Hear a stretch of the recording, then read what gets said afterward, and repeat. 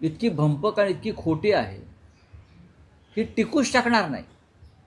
कोणताही पुरावा नाही, कोणती योग्य माहिती नाही. ही केस चालणं शक्य आहे, ही केस उभी राहणं शक्य आहे आणि या सगळ्यांची निर्दोष मुक्तता केली, जवळजवळ निर्दोष मुक्तता केली.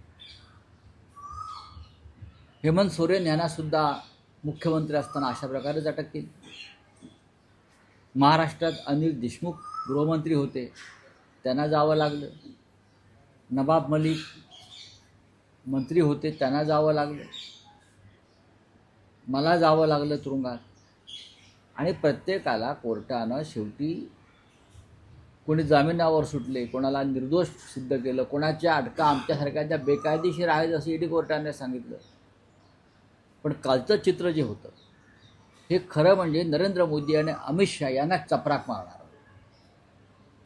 केजरीवाल यांच्या भ्रष्टाचारावर सगळ्यात जास्त आवाज कोणी उठवला असेल तर अमित शहा प्रचारामध्ये आणि नरेंद्र मोदी यांनी उठवला. का तर लोकसभा जिंकायच्या होत्या, दिल्लीतल्या 7, म्हणून त्यांना तुरुंगात टाकलं. दिल्लीची विधानसभा त्यांच्याकडून काढून घ्यायची होती, ती भाजप विरोधात होती, म्हणून त्यांना केजरीवालना तुरुंगात टाकायचं होतं. हे काल सिद्ध झालेलं आहे. ज्या सीबीआय अधिकाऱ्यांनी बेकायदेशीरपणे पुरावे नसताना केजरीवाल आणि त्यांच्या लोकांना अटक करून तुरुंगात टाकलं, खरं म्हणजे सरकारनं, गृहमंत्रालयानं त्या सीबीआय अधिकाऱ्यांवरती कारवाई केली पाहिजे, निलंबन केलं पाहिजे आणि त्यांच्यावर खटले चालवले पाहिजे. छगन भुजबळ 22 महिने तुरुंगात होते, निर्दोष सुटले.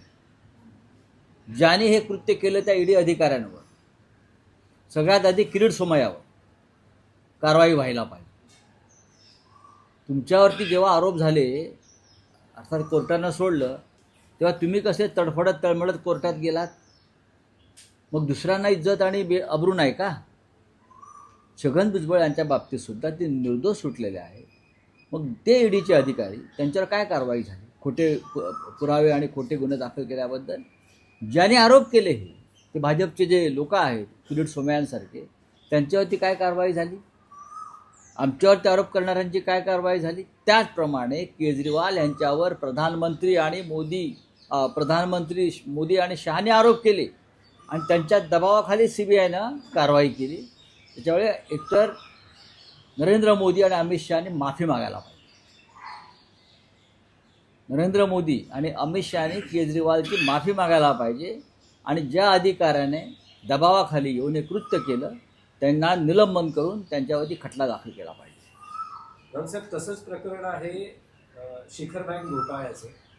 अजित पवार आणि सुनेत्रा पवार यांच्यावर आरोप होते आणि आता न्यायालयात क्लोजर रिपोर्ट फाईल केला. बघा, क्लोजर रिपोर्ट हा करावाच लागेल, कारण त्या आता डेप्युटी सीएम झालेले आहेत आणि हे सगळे भ्रष्टाचारासंदर्भातले क्लोजर रिपोर्ट व्हावे म्हणून अजित पवारांसह 40 लोक हे भाजपच्या वळचणीला गेले. पण अजित पवार असताना क्लोजर रिपोर्ट झाला नाही. लक्षात घ्या, अजित पवार साहेब असताना जरंडेश्वर साखर कारखान्याचा विषय बंद झाला नाही. तो दिल्लीला फाईल गेली की हा रिपोर्ट क्लोज करूया. अमित शहानी त्याच्यावरती नव्यानं चौकशी करा असा केंद्रीय सहकार मंत्रालयाचा शेरा मारून ती परत पाठवल्यामुळे अजित पवार अस्वस्थ होते. अजित पवारांची अस्वस्थता त्यातून होती आणि त्यातून त्यांना परत माघारी जायचं होतं.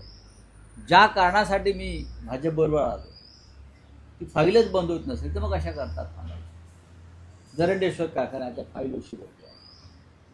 शिखर घोटाळ्यासंदर्भात क्लोजर रिपोर्टची कारवाई सुरू होती, पण काही लोकांनी त्याच्यावरती आक्षेप घेतला, अण्णा हजारे वगैरे लोकांनी, त्याच्यामुळे ती थांबली होती. आता ती मला वाटतं अण्णा हजारे यांना न जुमानता हा क्लोजर रिपोर्ट आलेला आहे. रावसाहेब, आज अजित पवार यांच्या अपघाती मृत्यूला 1 महिना पूर्ण झाला आहे. DGCAने सांगितलं होतं किंवा नागरी उड्डयन विमान मंत्र्यांनी सांगितलं होतं की 1 महिन्यात अहवाल सादर केला जातो.